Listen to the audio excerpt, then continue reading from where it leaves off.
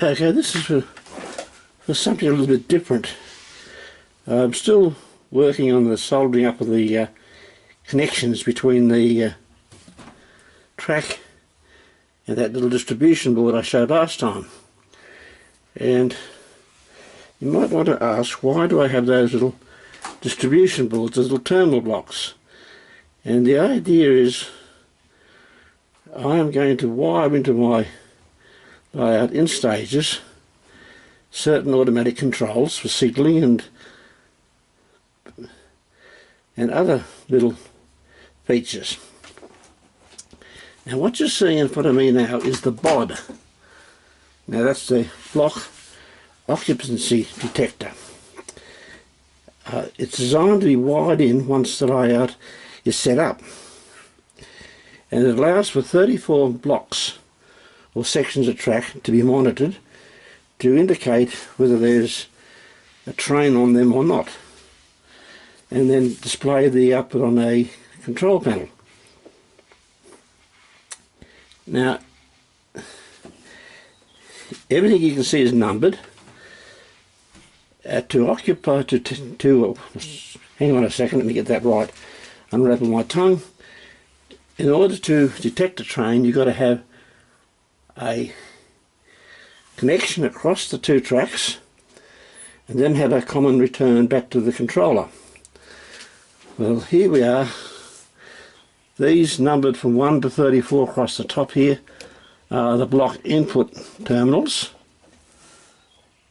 and down here 1 to 36 are the common rail. So I've actually got provision for an extra 2 blocks if I need them. Now the power from the various blocks goes into a control system which consists of 34 sections of electrical circuits there, based on the old Lynn Westcott twin T transistorized detection system. It's an old circuit. These days you can get little chips that do the things just as fast. But this one here, it's robust. It runs off 3 TIP33 power transistors, and it's very hard to blow up, put it that way.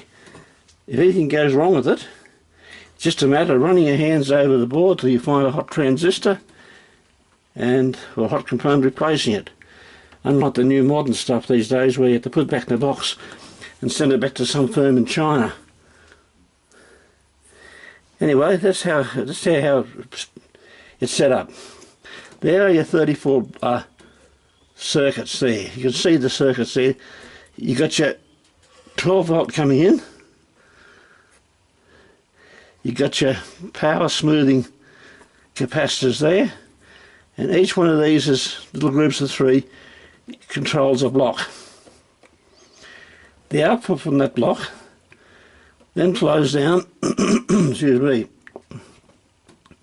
to the distribution board down here, where it then can be split to control either another set of relays or lights. Well, at the moment these have got the relays in. These are already single pole double throw spring load 6 volt relays. There's 34 of them there. I could put another 2 in because I've got provision for it. These relays then come back and fire to the outputs, which are these 36 blocks of terminals here, and they run to twin colour clear LEDs. Now the LEDs have 3 pins on them, which is a central cathode and 2 anodes either side, and they'll display the red or green, or you can actually power them both up together and get an orange. And that facility will come in later on. So basically what happens is when you power the layout up, you get a whole row of green lights displayed on the control panel. Anything electrically bridging a circuit will turn that block on, and it'll then turn the LED red, indicate that there's something on it. Now the LEDs, they run off a 3-volt system. That's input there. The track detection unit runs powered off 6 volts. I think I said 12 volts earlier, but it meant 6 volts. Of course, they work independently from the controllers. Don't ask me how, it just does it. Anyway, that's basically how the whole system is set up. So there's the interconnections you can see there. Every block has a reference for two wires on it. Like there's block right 23A, right 24A, right 24B, or track, I should say, track 24A, 24B. And those numbers there will correspond to blocks, references on the actual control panel.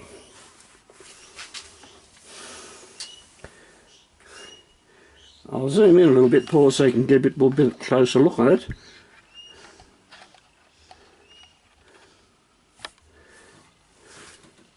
You can see up in here the circuit for the twin T. It consists basically, very simple, 3 transistors. That's the driving transistor for the relay, and those 2 are the switching transistors. And underneath it there's a couple of bias relays and a couple of blocking diodes. Oops, there, bumped the thing, sorry about that. One of these days I'll put that circuit up. But that's a whole strip of variable there which is lined across, and it's cut into the 36 sections. There's actually 34 wired up, and there's another 2 which haven't been hooked up yet, but you can see the wires there. I've got the transistors put away.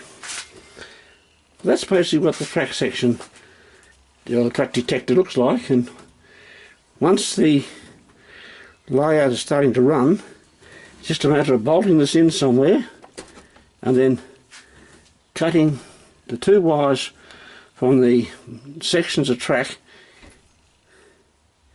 and wiring them into there.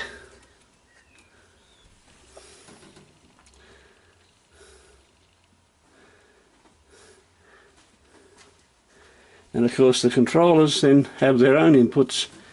They will feed in the common rail through here,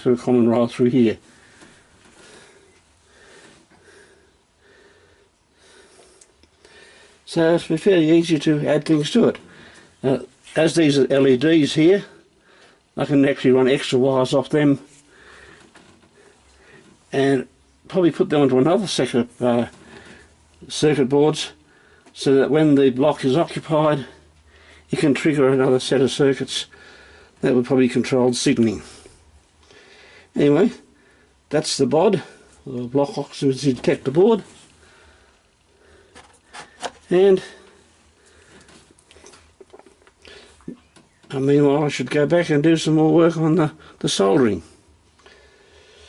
I thought I'd show you this because it appears my last video has attracted more hits than all the other 3 videos combined. So obviously there is some interest. Oh, that's it for now. The next video I'll think of something for it sometime in a not too distant future. Hopefully I'll get the circuits wired in here and you'll be able to see some more scenery making and how do I use the ballast properly around the track. And possibly you'll see more of the layout as less rubbish is lying around. Okay, that's it for it.